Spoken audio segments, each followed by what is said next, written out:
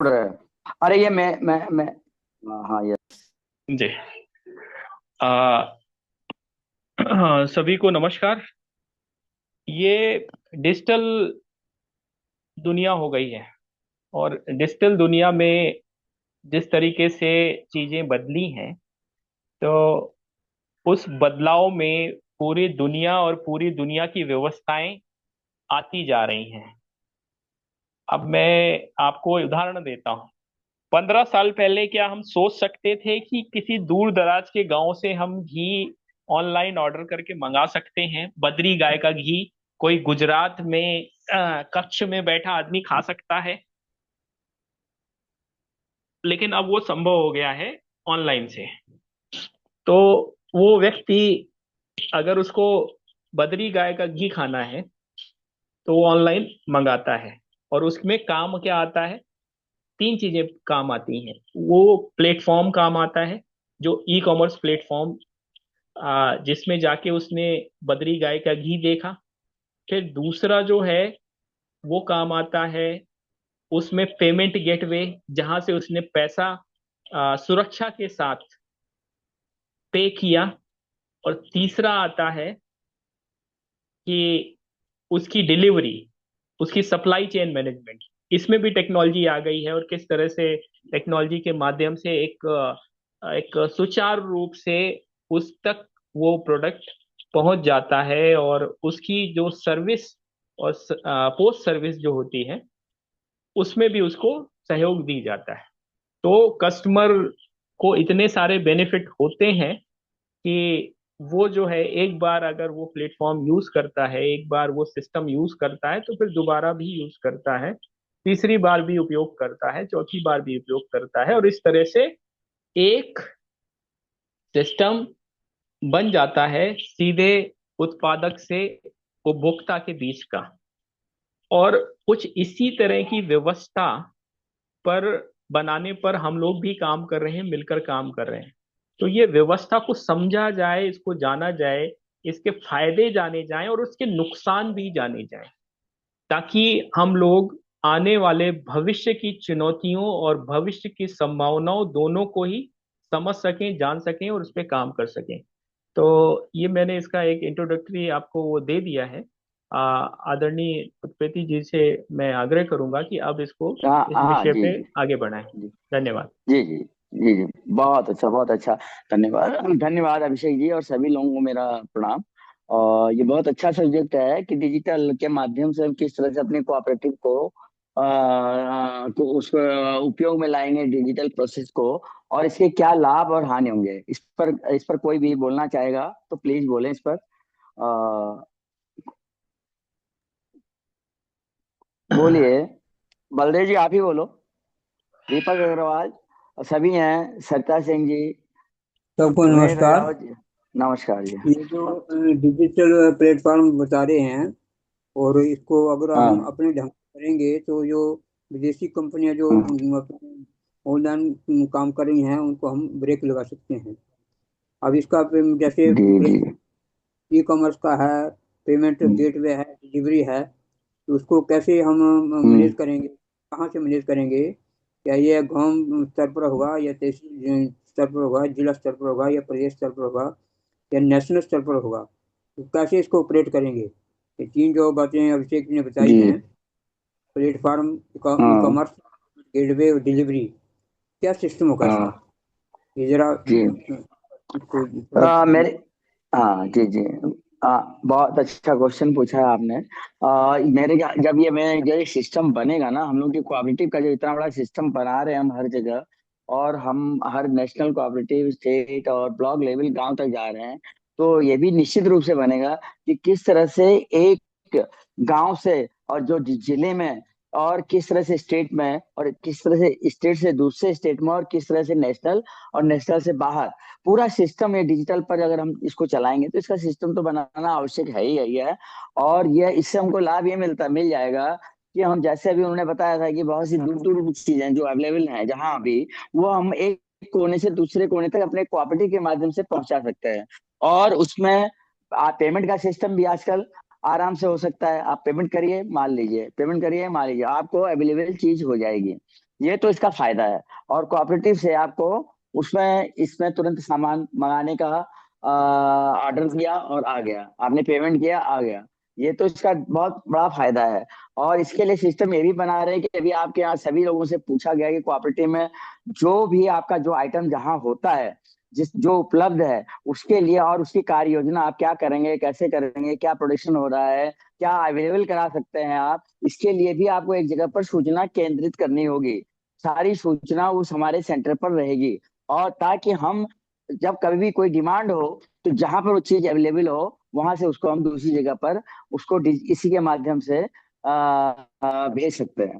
तो मेरे ख्याल से इससे लाभ भी होगा। और हानि के बारे में तो मुझे ऐसा कोई ज्यादा, हानि ये है कि जो चीज अभी जहां पर दूर जगह जहां पर वो हो रही है उनका माल बाहर नहीं जा पाता है तो उसके रेट गिरे हुए हैं। हानि ये होगी कि उसको होगा, उसको तो फायदा ही होगा, लेकिन जो कंज्यूमर है उनको नुकसान हो सकता है। अभी जैसे मैंने ही बोला कि आज हमने बद्रिकाय के बारे में बड़ी बात करी थी सेशन में। तो उसमें गाय का घी जो दूध देती है बद्री गाय, वो एक एक डेढ़ या तीन तक का 3 लीटर दूध देती, से ज्यादा नहीं देती हो। लेकिन उसका 1 लीटर दूध का जो है वह आपके बाहर की गाय के 10 लीटर दूध के बराबर होता है। मतलब उसकी क्वालिटी और उसके औषधि गुण, अगर हम ये 10 लीटर ये दूध लें तो उसका 1 लीटर दूध के बराबर होगा। तो अब हम उसको कहें कि नहीं, हम उसको उसको बहुत महंगा बेचेंगे, 10 गुना बढ़ा देंगे, तो हम कंज्यूमर के लिए तो प्रॉब्लम हो जाएगी। जैसे बदरी घी मिल नहीं रहा आजकल, आज के डेट में आप ढूंढिए तो आपको अवेलेबल ही नहीं हो पाएगा। तो लोग क्या करने लगते हैं, उसमें मिलावट करना और ये फिर सब करना, इस तरह की हरकतें करने लगते हैं। तो ये एक तरह का थोड़ा सा माइनस पॉइंट है, लेकिन फिर भी प्लस ज्यादा लग रहे हैं मुझे, मेरे ख्याल से। धन्यवाद। इसके बारे में फिर अभिषेक जी बाद में आपको सब डिटेल बताएंगे। जी, और कोई बोलना चाहे? धन्यवाद। धन्यवाद, मैं बता देता हूँ अभी। आ, जो ये प्रश्न है कि कैसे होगा, तो इसका जी सीधा सा कारण है कि देखिए, ये ई कॉमर्स प्लेटफॉर्म जो होते हैं ये किसी भी स्तर के बनाए जा सकते हैं। इसको कोई 50,000 लाख रुपए में भी बना सकता है, और इसको कोई 10,000 करोड़ या 50,000 करोड़ में भी बना सकता है। तो वो हम लोगों का जो स्तर रहने वाला है वो सबसे नीचे वाला रहने वाला है। और नीचे वाले स्तर में इसलिए रहेंगे क्योंकि अभी छोटे स्तर पे काम करने के लिए इससे ज्यादा की आवश्यकता नहीं होती है। जैसे जैसे चीजें बढ़ेंगी वैसे वैसे होगा। मैनेजमेंट जो होता है वो स्थानीय स्तर पर ही होता है। जैसे मान लिया कि आपको कोई अपना प्रोडक्ट डालना है, तो उसके लिए आपको यूजर आईडी पासवर्ड दे दिया जाता है। आप अपने स्थानीय स्तर पर अपने अकाउंट का मैनेजमेंट करते हैं, जैसे सोशल मीडिया में आप करते हैं ना उत्पत्ति जी। जैसे सोशल मीडिया में आपने कोई अगर अकाउंट बनाया जी हो, जी जी तो उसमें आपको स्वयं से ही सारे पोस्ट डालने जी होते हैं, फोटो डालनी होती हैं, प्रचार करना होता है। जैसे हम व्हाट्सएप चलाते हैं, व्हाट्सएप में पहले हम अकाउंट बनाते हैं, फिर उसमें अपनी सूचनाएं देते हैं। तो जी इसी तरह से ये सारी व्यवस्थाएं जी होती हैं।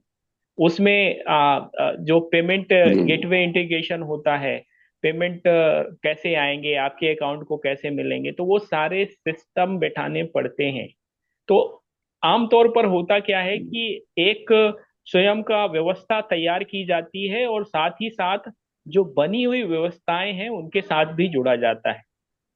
तो इसको ऐसे समझ लीजिए कि हमारे गांव में जो मेला लगता है वहां तो हम दुकान लगाएंगे ही। अपने गांव में मेले जी में जो तो लगाते ही हैं, लेकिन दूसरे गांव में जो मेले लगते हैं वहां पे भी लगाते हैं जाके दुकान। तो जी जी इसलिए जी करते हैं ताकि हमारा जो माल है वो बिकता रहे, हमको आर्थिक आय होती रहे।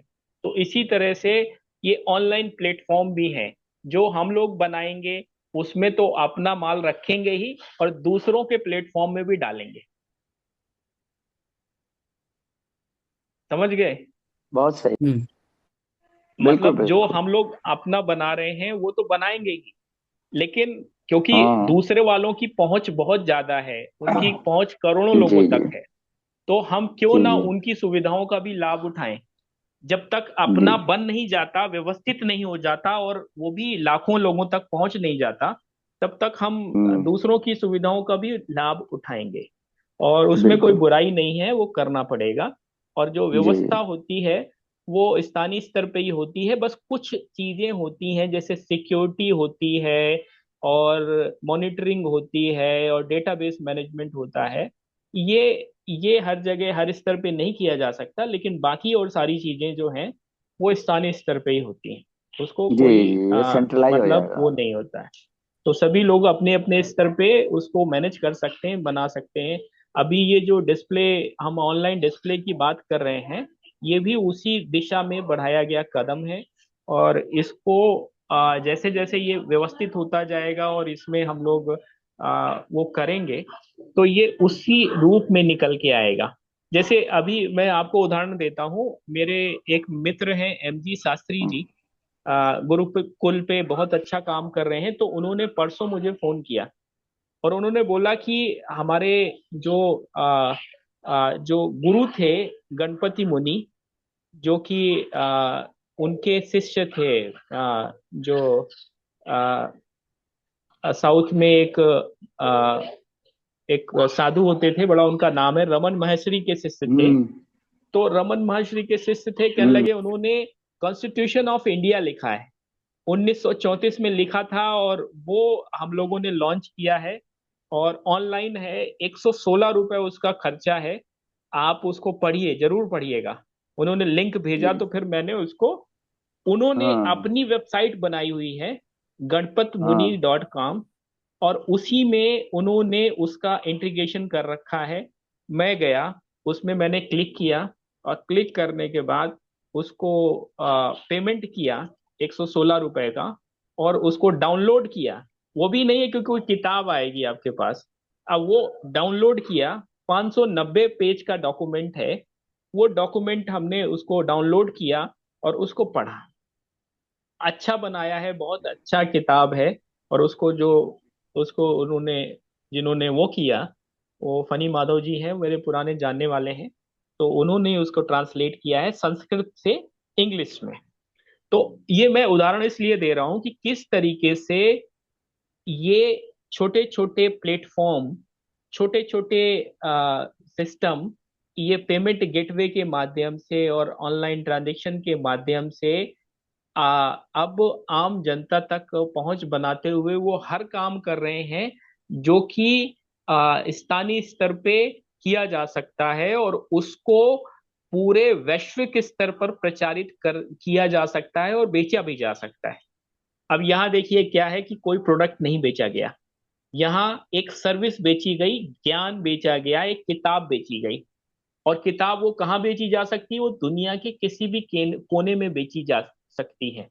और उससे जो आय होगी, उससे उस संगठन का कुछ फायदा ही हुआ होगा। तो ऐसे करके छोटी छोटी आय जो हैं वो अर्जित की जा सकती हैं। वो हिमाचल में बैठा, कोई गांव में बैठा व्यक्ति भी अर्जित कर सकता है।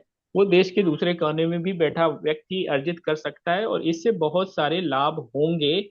जो इंटरनेशनल कंपटीशन है और जो ये है, वो सब चीजों से भी लड़ने में एक सहूलियत होगी, और साथ ही साथ लोगों की आर्थिक समृद्धि बढ़ाने में भी ये मददगार साबित होंगे।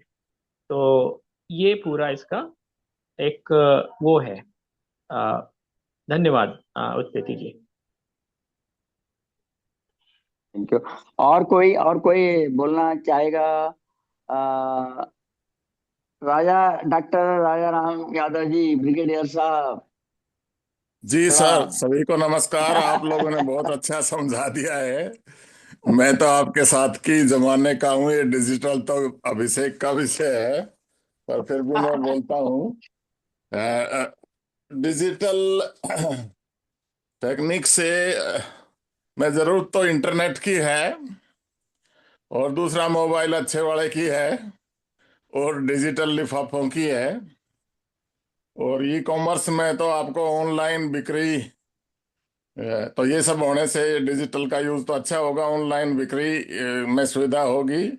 ई कॉमर्स ग्रामीणों में पहुंच हो चुकी है, और उद्यमियों के लिए भी फायदा होगा। और सोशल मीडिया, आप जानते हो कि उत्पादन का प्रचार जैसे अभी कह रहे हो, उसमें बहुत उपयोगी है। ग्रामीणों में पहुंच हो रही है, और उद्यमियों के लिए भी अच्छा है। तो ये तो इसका हो गया। ऑनलाइन पेमेंट में भी बहुत अच्छा है, ग्रामीणों में पहुंच हो चुकी है। उत्पादकों का ऑनलाइन पेमेंट हो जाता है और ग्रामीण उद्यमियों को भी अपना सामान बेचने में फायदा होता है। और सबसे अच्छा इसका यूज इन सब का है, ग्रामीणों को प्रशिक्षण, जैसे अभी हमने ये किया उसी तरह का इनका हो सकता है। पर मैं दो तीन चुनौतियां आपने गिनाई है तो मैं भी गिना दूं। पहले तो इंटरनेट की ही कमी है, सब क्षेत्र में नहीं है। अच्छे मोबाइल की भी कमी है। और सबसे बड़ी है कि साक्षरता की कमी है, अभी पूरा ज्ञान नहीं है। और सबसे बड़ी प्रॉब्लम जो आज आ गई है और आगे हो रहेगी वो है साइबर क्राइम। ये भी ऑनलाइन सिस्टम की भी कमी है, पर साइबर क्राइम जहां आ रहा है वहां भी बढ़ रहा है। अब इससे लाभ भी हो रहे हैं, वो आपने गिनाई दिए। बिक्री में बढ़ोतरी होगी, उद्यमियों के लिए भी अच्छे अवसर हैं।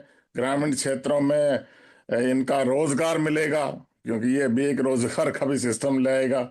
और उत्पादों में आय बढ़ेगी, क्योंकि उनकी बिक्री ठीक समय हो जाएगी। तो सबसे अच्छा फायदा होगा ग्रामीण विकास और सहकारिता में जल्दी बढ़ोतरी होगी, जो हम करना चाह रहे हैं कि यहाँ ये हो रहा है, यहाँ ये हो रहा है। जो अभिषेक जी का मेन विषय है कि सब उत्पाद कहाँ क्या हो रहा है, उसको एक बार ही सारे देश में फैल जाएगा। धन्यवाद, मेरी समझ में तो यही था।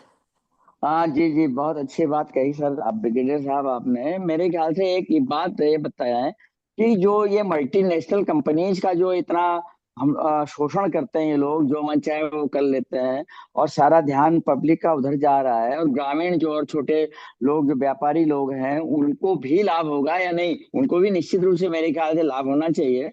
और दूसरा जो मटेरियल है, जो क्वालिटी, उसकी क्वालिटी भी में भी सुधार, क्योंकि हम जब कोऑपरेटिव, अपने कोऑपरेटिव के माध्यम से सही ढंग से काम करेंगे तो हमें लगता है कि जो मिलावट वाली प्रॉब्लम आ रही है इस प्रेजेंट टाइम में, हर चीज में मिलावट, हर चीज में मिलावट, उसमें भी बहुत राहत मिलेगी। क्या आप इसको इस तरह से सोचते हैं या कुछ और विचार है आपका?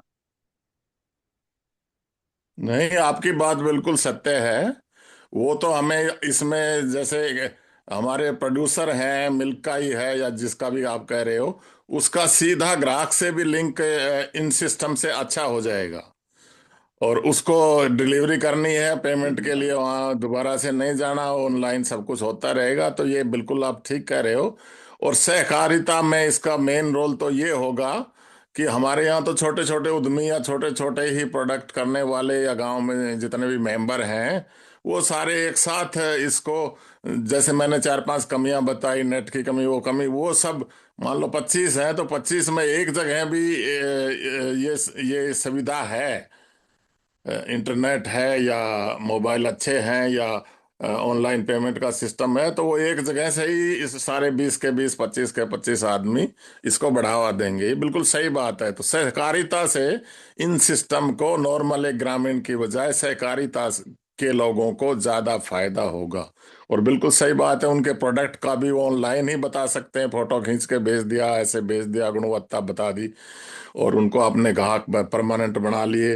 वो कहते हैं ना कि फार्मर, अभी तो एक फैमिली डॉक्टर, तो इसमें सहकारिता लोगों की फैमिली फार्मर को बढ़ावा मिलेगा। इससे दोनों तरफ से बहुत फायदा होगा। टेक्निक तो कोई भी हो, उसका फायदा ही होता है, पर उसमें कमियां ये रह जाती है कि उसको ठीक तरीके से उसकी जानकारी हो, वो सुविधा हो, जो वो सारी चीजें अभी आप जैसे प्रदेश के तो अगले गांव में तो अभी भी नहीं पहुंचा है, बहुत दिनों में पहुंचेगा। लेकिन जो खतरा है वो साइबर अपराध का भी है। धन्यवाद। बहुत बहुत धन्यवाद ब्रिगेडियर साहब। अब मैं अनुरोध, इस पे किसी का हाथ तो नहीं उठाया है, हमारे आचार्य जी को मेरा प्रणाम, आचार्य अंतरंग जी को मेरा प्रणाम। और कुछ हमें भी दो शब्द अपने इस बारे में कहना चाहेंगे आचार्य जी? जी, बहुत बहुत धन्यवाद। आवाज आ रही है? आ रही सर, आ रही, अरे आ रही। हाँ जी। मुझे अवसर मिला। ये मैं इसको डिजिटल की चमत्कारी दुनिया को मैं रियलाइज तो लॉकडाउन में किया। अब आवाज नहीं आ अ, रही है। अच्छा, आवाज अभी आ रही, थोड़ा तेज बोलिए, तेज। अभी आ रही है? जी जी, आ रही है, आ रही है। अच्छा, धन्यवाद। कि डिजिटल दुनिया के चमत्कार को हमने लॉकडाउन में रियलाइज किया। लेकिन सबसे पहला जब ये अभी ईमेल, तो कंप्यूटर आने के बाद जो करीब 20 साल पहले जो यह देखा था, तो उसमें करीब 20-25 साल पहले, यानी 2000, आज 25 है, यानी 2000 में ही हम लोग ईमेल की दुनिया में थे। और ईमेल की दुनिया में मुझे याद है कि एक बार एक सज्जन ईमेल करके, और वो मेरे से मिले पुर्तगाल से। और वो फिर उन्होंने साधना सीखा, ध्यान योग जो भी सीखा, और उसका विस्तार किया। और इस तरह से कई ऐसे उदाहरण हैं जो कि ईमेल का उस समय दुनिया था। और ये जो आज जो पिछले 5-7 वर्षों में जो व्हाट्सएप की दुनिया आई, अ, उससे फिर नेटवर्क हुआ। और अब जाकर अभी लॉकडाउन के जो पिछले 3-4 वर्षों में हुआ है, उसमें जूम की जो प्लेटफॉर्म है और गूगल मीट और जितने भी जो मीटिंग्स हो रही है, इसमें हम नेटवर्क कर पा रहे हैं। अब नेटवर्क में हम लोग एक दूसरे के साथ कनेक्ट हो रहे हैं। और हमने ये महसूस किया कि एक वेबिनार को करने में कोई खर्च नहीं होता। और हम लोग कोई सेमिनार करना चाहते हैं, देश के अलग अलग कोने से लोगों को हम बुलाते हैं, तो जो जगह हमें खर्च के लिए लगता है, उस जगह का कीमत, फिर जो लोग आते हैं उनके रहने की, खाने की कीमत, और फिर उसके बाद जो लोग आ रहे हैं उनके किराए की कीमत, ये बहुत ही है। और फिर भी सभी लोग नहीं आ पाते हैं। अभी हम लोगों ने जो 2-3 शिविर किया, वर्धा में, करनाल में, और फिर इधर अम, तो यहाँ पर अपना महाराष्ट्र में, ये सारा देखिए, इसमें मैं जैसे हूँ या कोई और है, सब जगह शामिल नहीं हो पा रहे हैं। लेकिन ये ऑनलाइन से हम लोग बहुत लोगों को कनेक्ट कर पा रहे हैं, और एक बहुत बड़ी क्रांति दिख रही है। अब लेकिन थोड़ी सी इसमें है कि हम लोग इसके जो डिपेंडेंट बन जाएं, तो वह सही नहीं लगता। उसके लिए हमें जो, जैसे आज इलेक्ट्रॉनिक मीडिया आ गया, तो हम लोग सब कुछ ऑनलाइन करना शुरू किए। तो हार्ड कॉपी वाली जो काम है कि हाथ से लिखना, और फिर उसके बाद उसकी कॉपी छपाई होनी, और फिर उसके बाद उसका उसका प्रिजर्व होना, यह जा रहा है। तो यह मुझे लगता है कि वह मेंटेन रहना चाहिए, क्योंकि सब कुछ डिजिटल होगा, तो फिजिकल का क्या महत्व है। जैसे उसी प्रकार जैसे एआई है, आज एआई से हम लोग कनेक्ट करते हैं, तो एक चैट जीपीटी है, या कोई भी एआई का प्लेटफॉर्म है, तो आप कुछ भी सॉफ्टवेयर डेवलप करते हैं, और या नहीं तो कुछ आप प्लानिंग बनाना चाहते हैं, कुछ कुछ आप प्रोजेक्ट बनाना चाहते हैं, तो आपको तुरंत हो जाता है, मिनटों में, सेकंड्स में भी। तो यह जो होता है, उसमें आप अगर डिपेंडेंट हो गए और अपनी कॉन्शसनेस का, अपनी चेतना का अगर उपयोग नहीं करें, तो दिक्कत होती है। तो इसीलिए उस पर हमें डिपेंडेंट नहीं होकर ह्यूमन कॉन्शसनेस को, मानवीय चेतना का हमेशा का उत- श्रेष्ठता बनाए रखने की आवश्यकता है। इसीलिए यह शास्त्र में भी कहा है, स्थूल सूक्ष्म कारणेषु चरमोपयोग प्रकृत विचार समर्थित मंडनं च। मतलब there should be maximum utilisation and rational distribution of mundane, supramundane and spiritual potentialities of this universe, यानी कि भौतिक, मानसिक और आध्यात्मिक। अभी यह आध्यात्मिक स्तर पर यह जो हो रहा है, इंटेलेक्चुअल डेवलपमेंट है। लेकिन जो भौतिक स्तर है और आध्यात्मिक है, इन दोनों में डिफरेंस नहीं होना चाहिए। सॉरी, इन दोनों को हमें छोड़ना नहीं है। इसीलिए मानव मानव का जो संबंध है, आपस में जो प्रेम है, वह बने रहना चाहिए। नहीं तो क्या हम ऑनलाइन सब कुछ कर लेंगे, तो ऑनलाइन क्या खेती भी कर लेंगे, क्या ऑनलाइन हम लोग भोजन भी कर लेंगे? तो यह जो है उसको समझना। दूसरी बात है, क्या ऑनलाइन हम लोग जो मानवीय मूल्य है उसमें एक दूसरे के साथ जो मिलन है, उस मिलन का संबंध हो जाएगा? क्या ऑनलाइन हम लोग रिलेशंस बना लेंगे और ग्लोबल लेवल पे सब हम लोग एक हो जाएंगे और देश और समाज और प्रकृति, इसकी आवश्यकता नहीं रहेगी? तो यह सब को ध्यान में रखते हुए भौतिक, मानसिक और आध्यात्मिक, यह सिर्फ मानसिक लेवल पे एक नेटवर्किंग का साधन है, जो सुविधा है। लेकिन जो भौतिक है वह बनाए रखना है और आध्यात्मिक है वो बनाए रखना है। यही इसका जुड़ाव का ये है कि तीनों को लेकर हमेशा चलना है।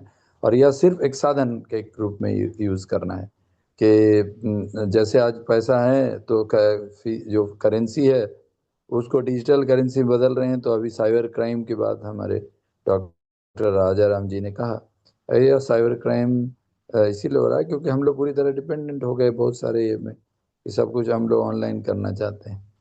तो दोनों को लेकर चलने की आवश्यकता है, यही हमारा कहना है। धन्यवाद, नमस्कार। धन्यवाद। धन्यवाद आचार्य जी, बहुत बहुत महत्वपूर्ण बात बताई आपने।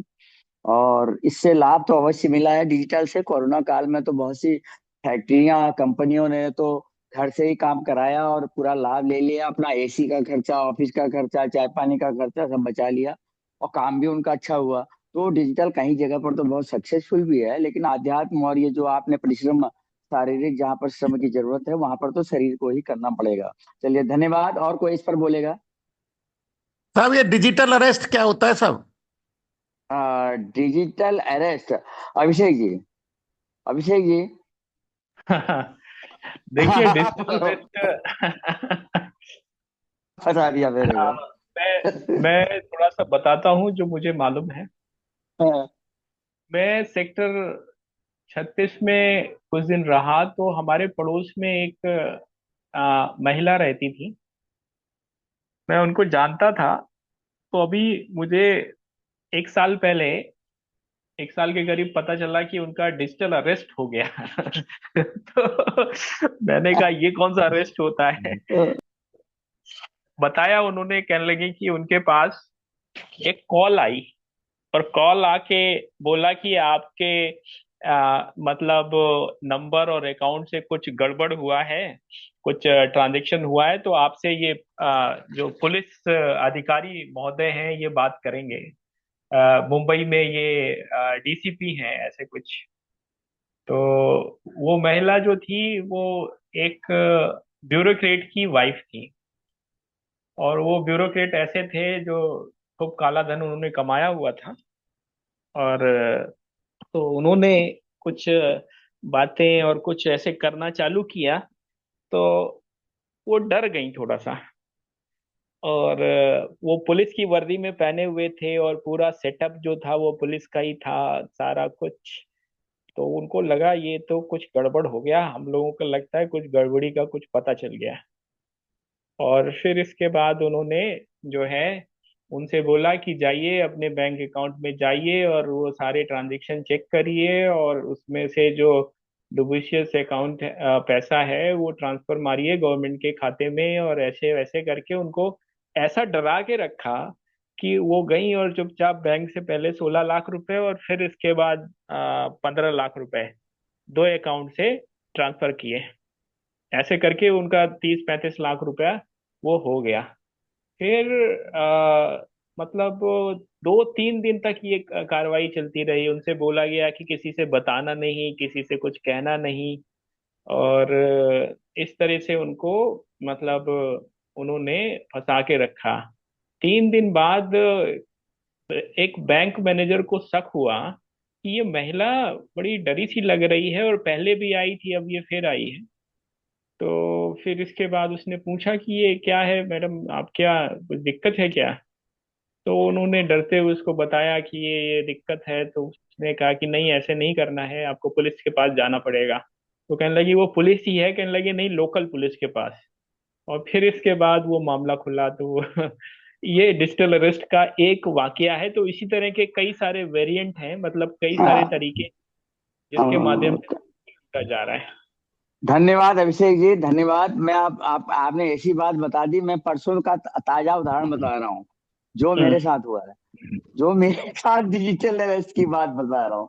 मैं जब रालेगांव में था तो मेरे जी। मेरे फोन में एक हमारे मित्र हैं, उनका मैसेज आता है, वो फोन आता है, और फोन हम उठा नहीं पाए क्योंकि मीटिंग में थे। तो फिर उनका मैसेज आया कि मैं बहुत ऐसी ऐसा आवश्यक कार्य में लगा हुआ हूँ, और प्लीज आप अभी मेरा यूपीआई का वो गड़बड़ हो गया है, उससे पैसे नहीं निकल रहे हैं, आप 33,000 की जरूरत है, आप इसको तुरंत डाल दिए।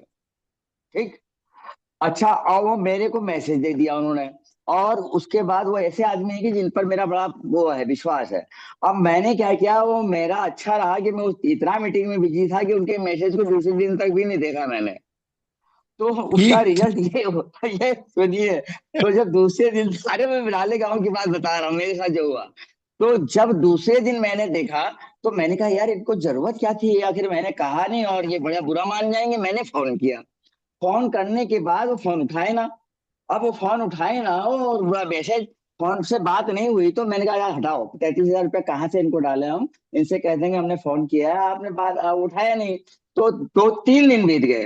तीसरे दिन फिर मैसेज आया मेरे पास, जब मैं यहाँ उसको, कि यह उनका आया कि मेरा ये हैक कर दिया गया है, और किसी ने इस पर आप कुछ भी ट्रांजेक्शन या कोई भी बात हो तो उसको ना करे। मैंने कहा ये तो ऊपर वाले ने बचा दिया, मैं तो 33,000 में मेरे चले ही जाते।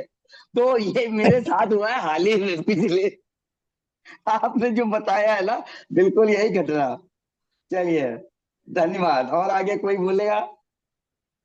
इसमें कोई कार्ड सिस्टम और चल रहा होता है, जो कार्ड आपको इनविटेशन कार्ड डाला जाता है और आपका पैसा चला जाता है। अरे सर जी, कोई आपका ओटीपी कुछ भी पूछ लेंगे वो। उनको चाहिए आपका कनेक्शन, आपका थोड़ा कनेक्ट हो जाए आपके फोन से, आपका सब सब सब अकाउंट गायब कर सकते हैं। वही ये खतरा तो है ही है। अब इसको क्या करना है, आपको सावधान रहने की जरूरत है। चलिए, और कोई बोलेगा? नहीं, इसमें थोड़ा मैं बता दूं। हाँ, होता क्या बताइए है सर, सर बताइए। कि एक डार्क वेब है, डार्क वेब। तो डार्क वेब में सभी की जानकारियां उपलब्ध रहती हैं।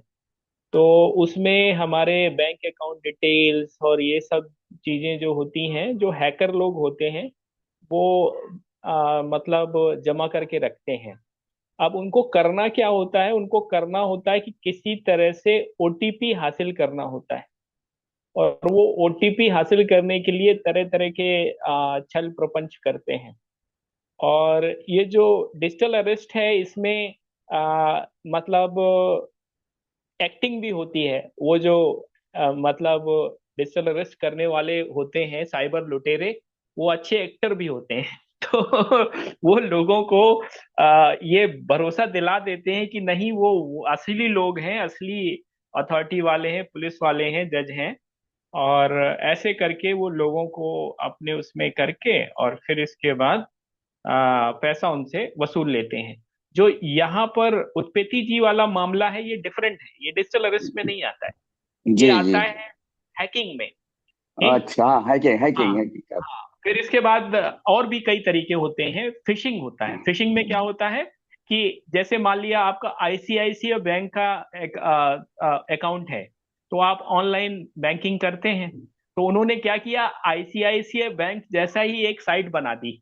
अब वो आप जो है, आपको वो लिंक भेज दिया, और आपने गलती से गए और उसमें लॉगिन करके अपनी सारी डिटेल डाल दिए और एंट्री मारी, तो वो सारी डिटेल उनके पास चली गई और उन्होंने वहां से ओटीपी मांगा आपसे, आपने उसमें ओटीपी भरा और पैसा उन्होंने वो कट से निकाल लिया। तो ये फिशिंग अटैक होते हैं, ये नाइजीरियन करते हैं ज्यादा। आ फिशिंग, हैकिंग, स्पैमिंग, ये कई सारे तरीके हैं। तो उसी में ये नया तरीका जुड़ा हुआ है, डिजिटल अरेस्ट। तो हमें सबसे पहले बुजुर्गों को ये इससे खास सावधानी तौर क्या से क्या ध्यान रखनी कि बुजुर्गों को खास तौर से ध्यान रखना चाहिए कि ये इन सब चीजों से थोड़ा सा सावधान रहें। और समर जी, चाहिए? सुमेर आए जी, तो सावधानी ये है कि ज्यादा पैसे मत रखो, थोड़े ही कमाओ। पैसे पैसे है ही नहीं, अब कमाएंगे कहाँ? तो आप मत डरो, मेरे चलिए। साथ 5-6 बार हो चुका है, एक रोज फैन आता है करीब करीब।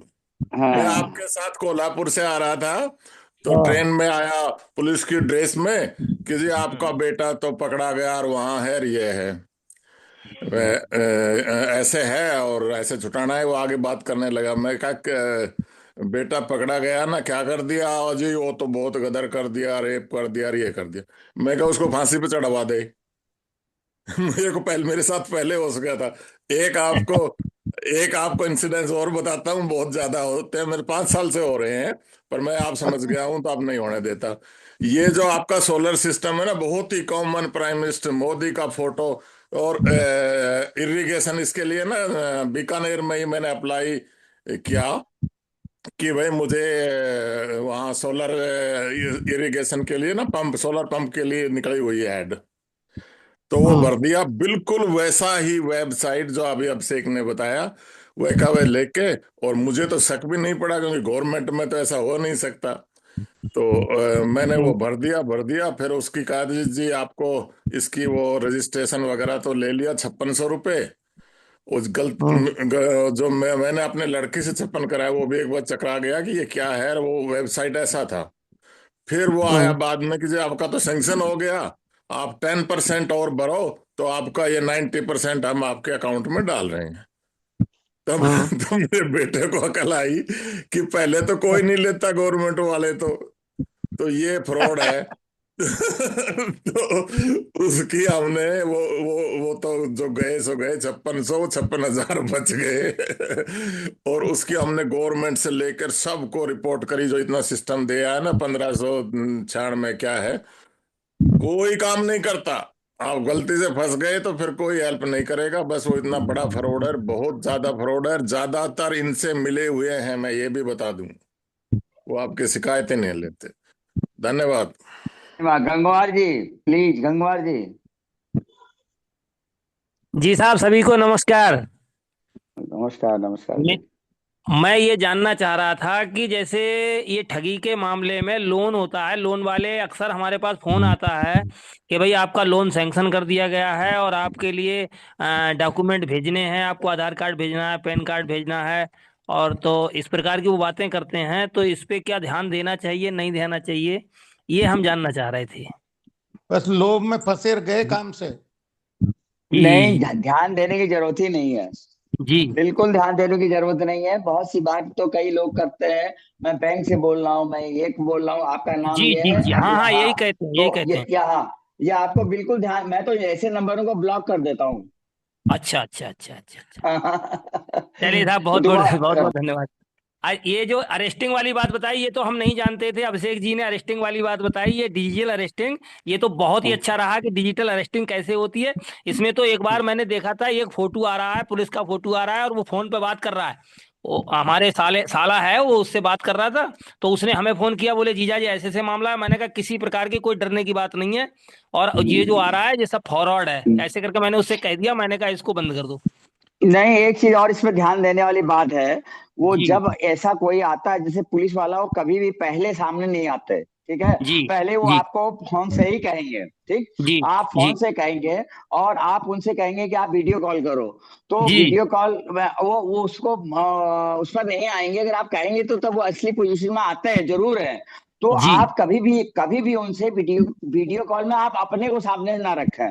ये एक और अच्छा ध्यान देने वाली बात है। हाँ, अच्छा कभी नहीं अच्छा। रखें। हाँ। ठीक। क्योंकि वो उससे फिर आपके चेहरे से वो और कुछ काम करने लगते हैं उसको करके। अच्छा अच्छा अच्छा, हाँ बिल्कुल हाँ बिल्कुल, हाँ ठीक हाँ ठीक। हाँ। बहुत बहुत धन्यवाद। धन्यवाद, इतनी इतनी बढ़िया जानकारी मिली, इसके लिए बहुत बहुत धन्यवाद।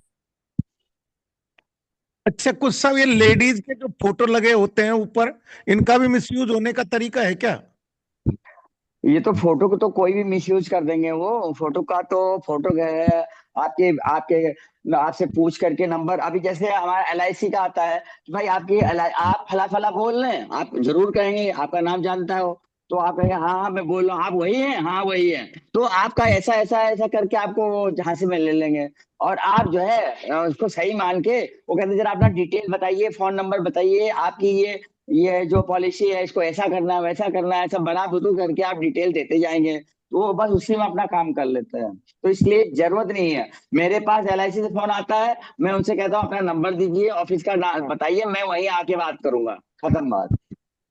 ठीक ठीक ठीक ठीक, बहुत बढ़िया।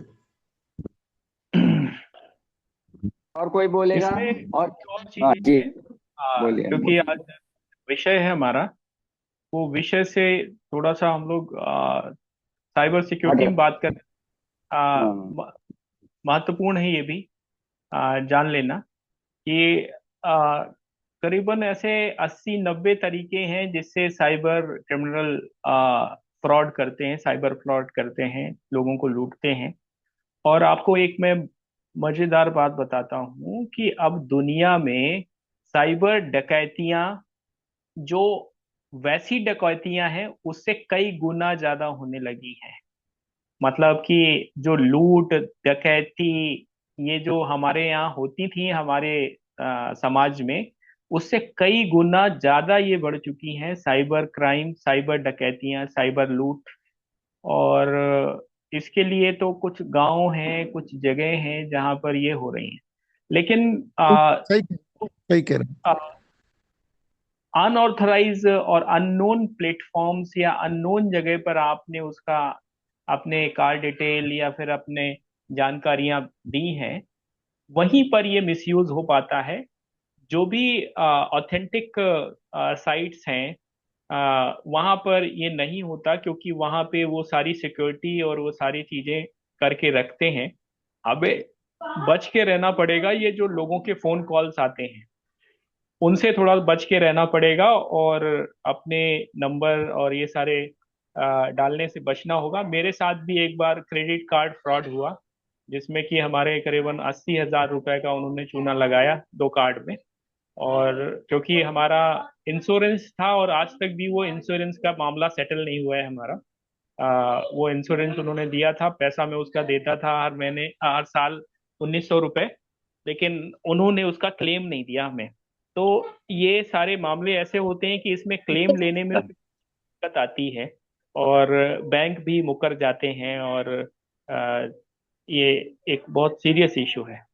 तो मैं आग्रह करूंगा कि ये जो हमारा डिजिटल पेमेंट है और डिजिटल ऑनलाइन प्लेटफॉर्म है, जिसके माध्यम से हम अपने उत्पादों का सही से मार्केटिंग कर सकते हैं, इसके पॉजिटिव पक्ष पे भी बात किया जाए, क्योंकि नेगेटिव पक्ष पे तो काफी बात हो गई। और नेगेटिव, जहाँ पे अच्छाइयाँ हैं वहाँ बुराइयाँ भी हैं। उसको हमें बच के रहना होगा, जानकारी ही बचाव है, और हमें थोड़ा सहूलियत लेनी होगी ये एक इन सब चीजों में। मैं आग्रह क्या? करूंगा हाँ जो हाँ अन्य साथी वो भी इस पे अपने विचार रखें। कई सारे साथी हैं, उत्पत्ति जी सभी को बुलाइए, अभी तो बहुत सारे साथी बचे हुए हैं। हाँ हाँ हाँ हाँ जी। ये आप और कौन बोलेगा, कुछ बोलेगा या मैं इसमें सुमेर सिंह जी बोल चुके, गंगवार साहब बोल चुके, ये गोपाल जी गोपाल बचे हुए हैं। प्रसाद। हाँ अरे गोपाल जी आप बताइए भाई। गोपाल जी, गोपाल जी। जी प्रभु नमस्कार। मैं नमस्कार मात्र नमस्कार। इतना कहना चाहता हूँ कि सरकार डिजिटल इंडिया का बकवास करती है, तो डिजिटल सिक्योरिटी और ये जो साइबर क्राइम है ये उनकी रेस्पॉन्सिबिलिटी बनती है। और वो अगर सरकार अगर अपने नागरिकों के अकाउंट्स का सिक्योरिटी और ये सारा अगर करने में फेल्योर है, तो यह उनका अपराध है, यह उनकी जिम्मेवारी का ये पार्ट है।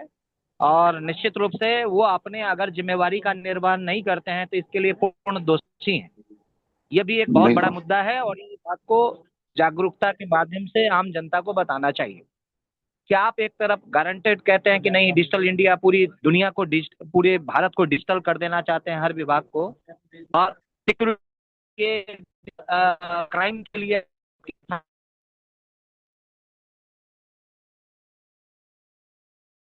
घाटे के शिकार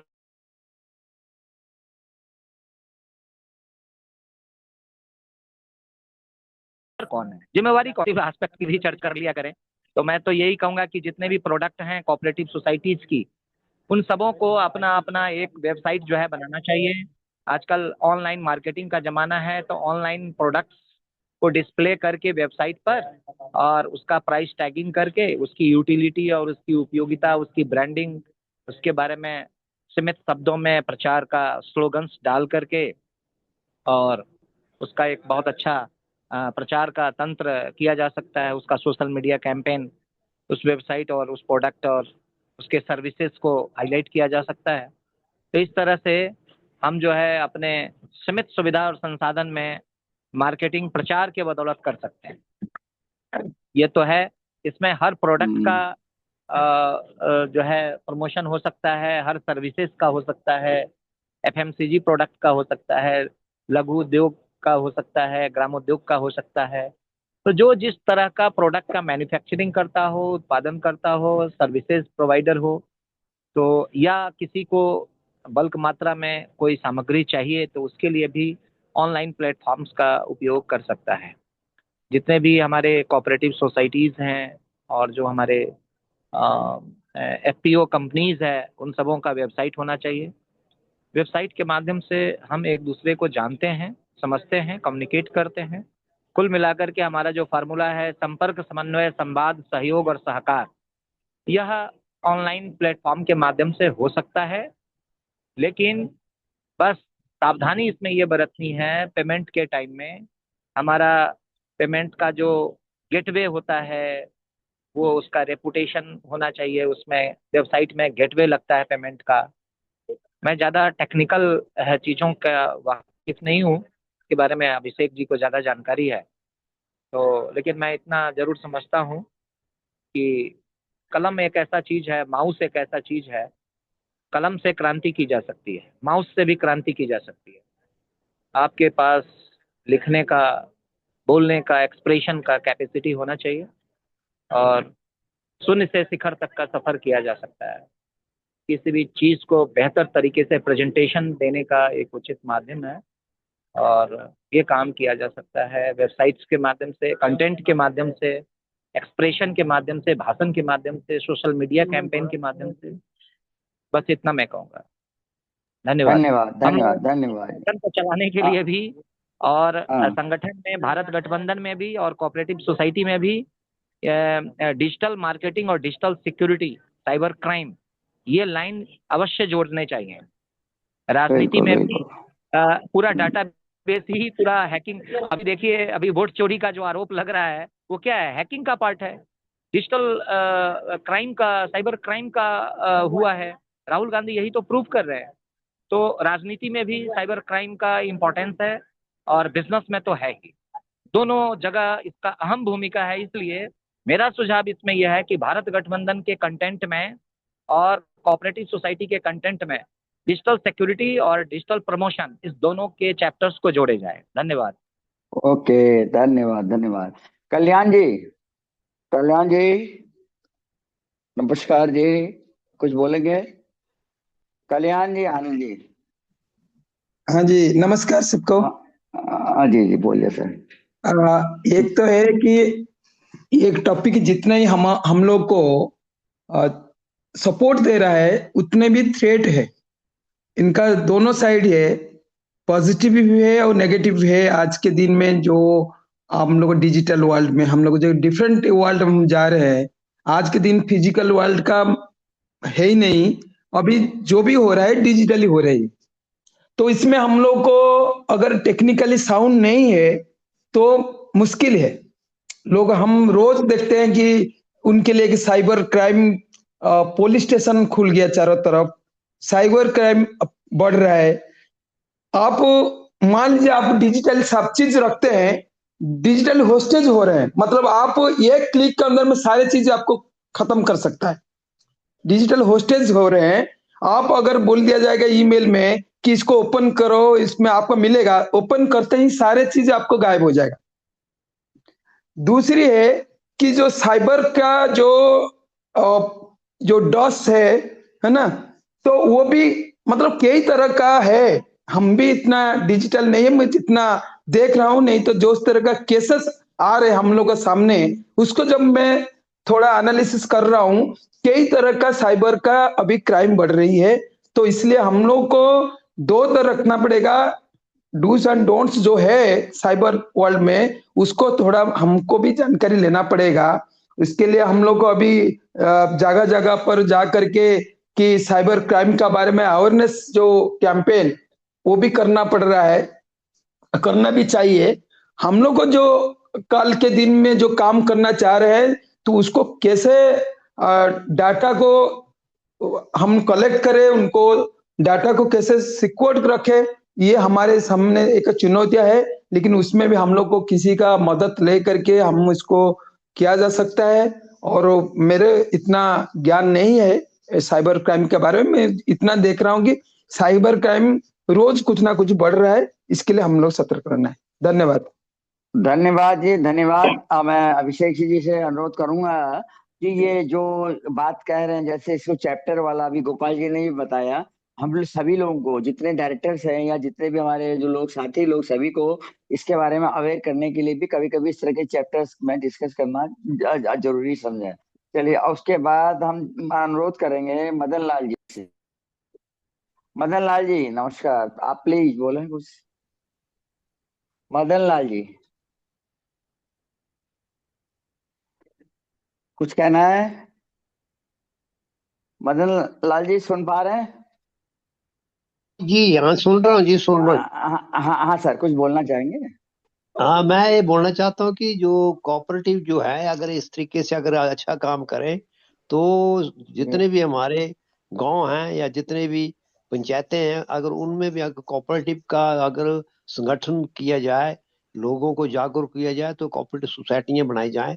तो इसमें भी हिमाचल सरकार ने अभी जितनी भी किसान कोऑपरेटिव सोसाइटियों के बारे में लिखा, अभी आया है, पिछले कल ही आया है विधानसभा में एक, कि 118 के तहत जो है ना, कोऑपरेटिव जो सोसाइटियां किसानों की बनाई जाएंगी, उनके ऊपर किसी भी किस्म की वो जो रोक नहीं होगी।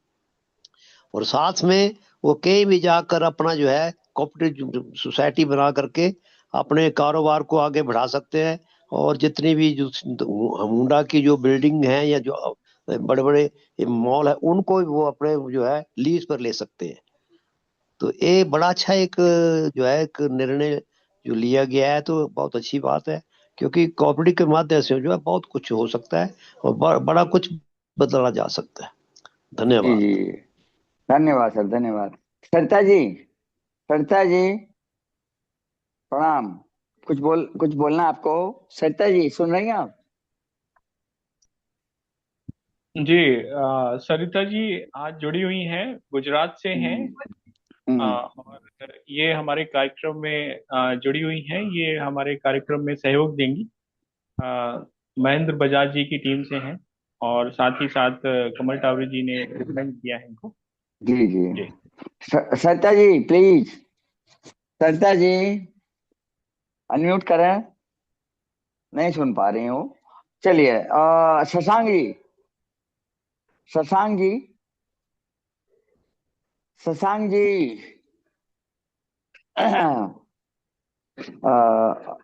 सुमेर जी बोलेंगे आप? सुमेर जी, रजावत जी?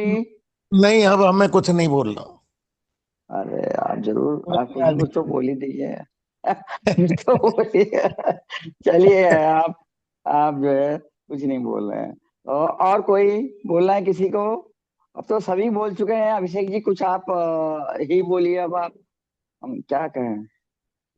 सरिता सिंह जी, सरिता जी नहीं सुन पा रही हूँ। चलिए आप बोलिए, आप ही कहिए कुछ। लग चल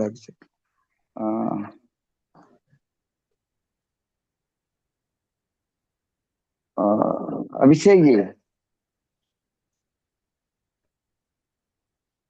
अभिषेक जी, ये धनंजय सिंह जी बोलिए। धनंजय सिंह जी है इसमें, रह गए थे। धनंजय सिंह जी, धनंजय जी, जी धनंजय सिंह जी जी प्लीज। भाई साहब, हम तो बहुत देर में थोड़ा आज हाँ, जुड़े, आज का पूरा सुन नहीं पाए हम। अभी आज थोड़ा सफर में थे, अभी नहीं वापस आए लखनऊ से। हाँ, अरे कोई बात नहीं, कोई बात नहीं। हम ये हो रहा है कि डिजिटल जो चल रहा है, डिजिटल और ई कॉमर्स से हम लोग किस तरह से उसका फायदा और नुकसान है आज के, और विशेष रूप से हम कोऑपरेटिव के संदर्भ में अगर बात करते हैं, तो आप क्या उसके बारे में कहना चाहेंगे? कुछ कहना चाहेंगे? नहीं, डिजिटल वाले तो ठीक है, जो मतलब पेमेंट लेने देने का, तो ये तो सही है। हाँ। और जो और ई कॉमर्स प्लेटफॉर्म है उसमें अगर सोसाइटी अपने आप को दर्ज कराती है तो उसके लिए जीएसटी और ये सब होना चाहिए, वो तो होता ही है। अगर कुछ प्रोडक्ट उसके ऐसे प्रोडक्ट बन जाए जो ई प्लेटफॉर्म पे भी बेच सके तो फायदा है। नहीं, आप इसका फायदा जो आपको क्या क्या दिख रहा है कि डिजिटल से हमारे कोऑपरेटिव को लाभ होगा, अधिक लाभ होगा, या कोई और नुकसान भी है ऐसे, वो उस पर थोड़ा सा चर्चा करेंगे, आप बताएंगे? अब जैसे कोई प्रोडक्ट हमारे जैसे निर्भर करते हैं कि हमारे पास प्रोडक्ट क्या सोसाइटी में जो हमारा कोऑपरेटिव बना रहे हैं, अब उसको हम ई कॉमर्स पे ले जा रहे हैं, फिर वो कितना बिक्री उसकी हो रही, कितने लोग उसको पसंद कर रहे हैं। और जैसे हम ऐसे मतलब सामने से बेचते हैं उसका रेट क्या रहता है, और ऑनलाइन बेचने जा रहे हैं तो हमारा क्या रेट होता है, उस समय उस पर निर्भर करता है कि उसकी अच्छाई क्या होगी बुराई क्या होगी, बात में आएगा उसका। मेरे ख्याल से जो हम लोग की कोऑपरेटिव का जो हो रहा है, इसमें डिजिटल बहुत उपयोगी सिद्ध हो सकता है। और हमारे जी। जो स्वराज की योजना है, गांव गांव तक का विकास और गांव गांव तक मैं का थोड़ा सा इसमें करेक्ट करूंगा। ये सिर्फ और सिर्फ कोऑपरेटिव का विषय नहीं रह जाता, इसमें सारे विषय शामिल होते हैं। इसमें एक एक जैसे छोटा छोटा दुकानदार है, हमारे गांव में एक पेड़ा बनाता था।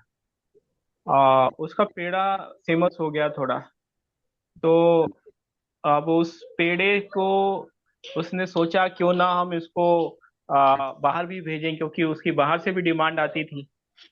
तो फिर उसके बाद उसने ऑनलाइन जो है फ्लिपकार्ट में अपना स्टोर बनाया, XYZ पेड़ा वाला। और वो पेड़ा वहां पे रखने लगा, अपना ऑनलाइन भी रखने लगा। तो उसको ऑर्डर आने लगे। पहले 6 महीने में केवल उसको मात्र 22-23 हजार रुपए की आमदनी हुई। लेकिन 3 साल बाद वो आमदनी लाखों में होने लगी उसकी छमाही में।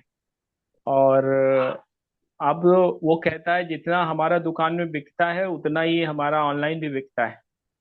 तो मैं मतलब ये है कि ये सिर्फ कोऑपरेटिव का विषय नहीं है, ये विषय किसी चीज के लिए भी हो सकता है। और आज के दौर में जो सबसे बड़ी समस्या है वो जानकारी का अभाव है। एक वो वर्ग है जिसको सारा कुछ पता है, तो वो पहले से ही उसका लाभ लेने के लिए बैठा है। और एक वो वर्ग है जिसको पता नहीं है, तो वो वर्ग उसका लाभ नहीं उठा पा रहा है। और ये भी एक तरह की जैसे बोलते हैं ना कि साक्षरता का अभाव। तो एक तो होता है स्कूल एजुकेशन। स्कूल एजुकेशन से बियॉन्ड अगर हम जाते हैं तो ये डिजिटल लिटरेसी में आ जाता है, डिजिटल डिवाइड में आता है। तो अब अगर डिजिटली लोग लिटरेट नहीं है तो भी एक बहुत बड़ा समाज में एक एक एक खाई बन रही है जिसे डिजिटल डिवाइड बोलते हैं। और वो खाई जो है वो दिन प्रतिदिन बढ़ती जा रही है। अगर हमने इन हथियारों को, इनको आप हथियार समझिए, इनको आप एक टूल समझिए, और इनको अगर आप सही इस्तेमाल कर पाएंगे तो बहुत सारी चीजें आसान हो जाएंगी। और इसको इस्तेमाल करने वाले अच्छे लोग भी हैं और बुरे लोग भी हैं। इसको एक ऐसे उदाहरण से समझते हैं कि जब तोपों का आविष्कार हुआ तो तोपों का एक व्यापारी राजपूताना में आया और उसने बोला कि हमारे पास ऐसे हैं जो आग गोले निकालते हैं। तो उस समय वो जो राजा था राजपूताना का, उसने बोला, कहने लगे कि हमारी तलवारें इतनी तेज हैं कि वो दुश्मनों को सर से धड़ से अलग कर देती हैं। और वो तोपों का व्यापारी चला गया। और फिर इसके बाद कुछ 15-20 साल बाद युद्ध हुआ। और युद्ध में वही तोपों ने राजपूताना को हराया और वो हो गया। तो वो भी उस समय के टूल थे। एक राजा ने उसकी अहमियत अहमियत जानी और उसका फायदा उठाया, और एक राजा ने उसकी अहमियत नहीं जानी, उसका फायदा नहीं उठा पाया, और वो युद्ध हार गया। इतिहास बदल जाते हैं, इतिहास बदल जाते हैं। आप इसको ऐसा समझो, आप चाहे आर्थिक फ्रंट में भी लड़ाई लड़नी होती है, ये भी एक लड़ाई है। और ये सभी को लड़नी होती है, आपको भी लड़नी होती है, हमको भी लड़नी होती है, और सभी को लड़नी होती है। जो संगठित उद्योग और उद्योगपति हैं वो इसके मास्टर होते हैं। अगर हम असंगठित हैं और हम लोगों को संगठित करना चाह रहे हैं, तो हमें जानकारी के स्तर पर, ज्ञान के स्तर पर, उसके प्रसार के स्तर पर, उसके उपयोग के स्तर पर, हर स्तर पर लोगों को जागरूकता देनी होगी।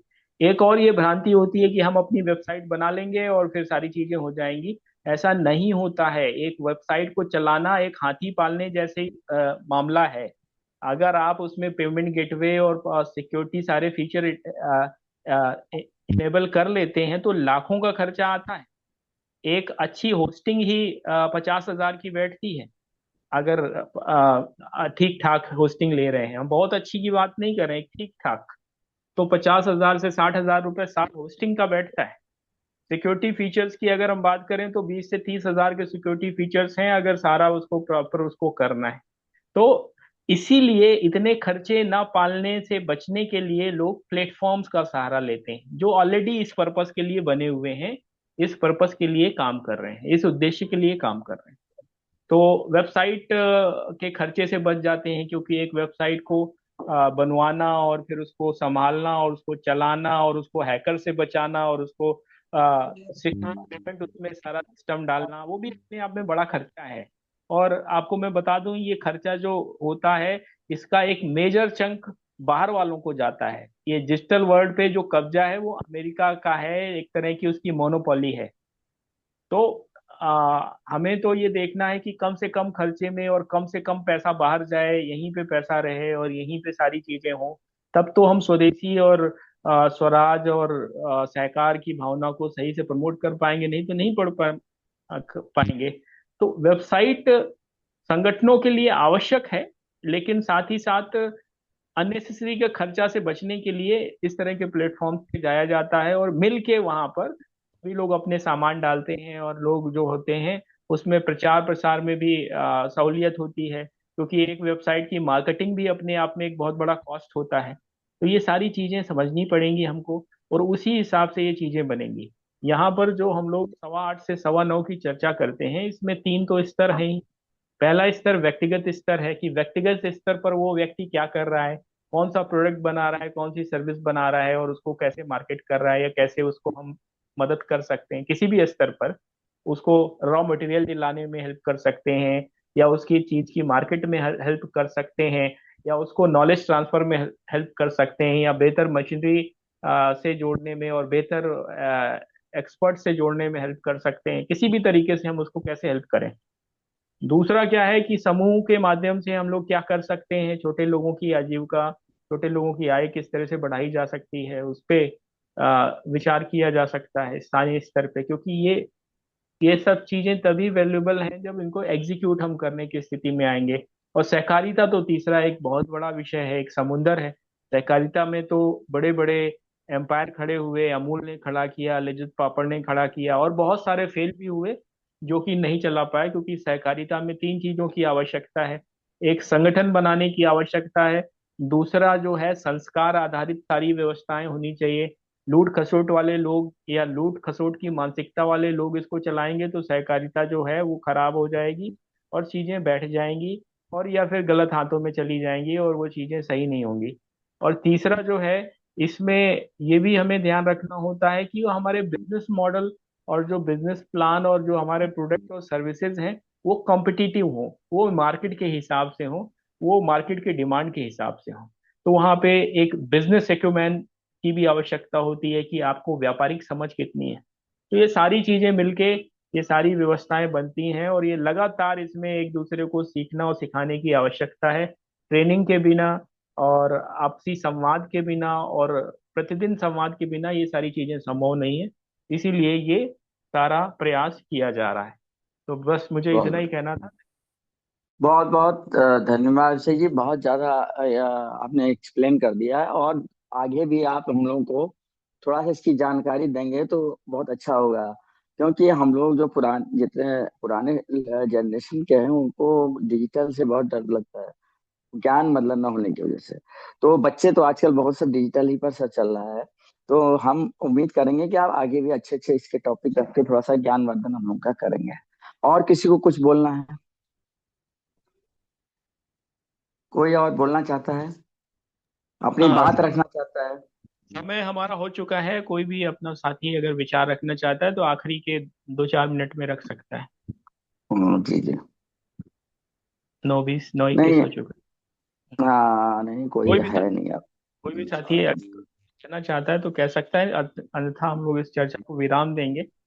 रिकॉर्डेड सेशन रहते हैं, आप कभी भी सुन सकते हैं, सारा यूट्यूब में पड़ा हुआ है। और हम्म। आ, जो हम लोग क्या कर रहे हैं कि सभी साथियों की एक डिजिटल आइडेंटिटी भी क्रिएट कर रहे हैं, वो कोऑपरेटिव से जुड़ा हो या ना जुड़ा हो। अब जैसे गोपाल प्रसाद जी हैं, आरटीआई पे काम कर रहे हैं, तो लोगों को पता तो होना चाहिए कि गोपाल प्रसाद जी आरटीआई पे क्या क्या सर्विसेज देते हैं। तो वो गोपाल प्रसाद जी का एक ब्रांड हम क्रिएट करेंगे।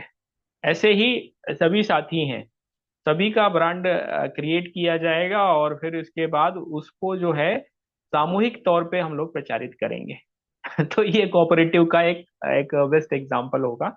इस तरह से प्रयास सोचे जा रहे हैं और उन पे काम करने का प्रयास किया जा रहा है। सब धन्यवाद मिलकर धन्यवाद जी। करेंगे तो और सब मैं लोग बेहतर कर हाँ पाएंगे। हाँ जी जी जी। बहुत बहुत धन्यवाद। अब मैं इसका समापन करते हैं। फिर बलदेव राज सूर जी, प्लीज आप इसका समापन कर दिया जाए अभिषेक जी। जी जी जी। सभी लोगों को धन्यवाद। और बलदेव जी, राज सूर जी, समापन प्लीज। हाँ हाँ, आज का जो विषय रहा डिजिटल के बारे में बहुत अच्छा था। बड़े प्रश्न किए और उसके उत्तर भी माकूल आए हैं। तो ये बहुत अच्छा कार्यक्रम हुआ। मैं सबका आभार व्यक्त करता हूँ, विशेषकर अभिषेक जी का। अभिषेक जी ने बड़े डिटेल में सारी बातें जो डिजिटल इंडिया के बारे में बताई हैं। तो सभी का धन्यवाद। कल फिर मिलेंगे। आभार। शुभ रात्रि। शुभ रात्रि। शुभ रात्रि। शुभ रात्रि जी।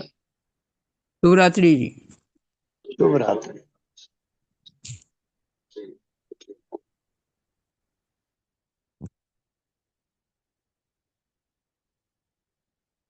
हाँ जी, सूद साहब जी।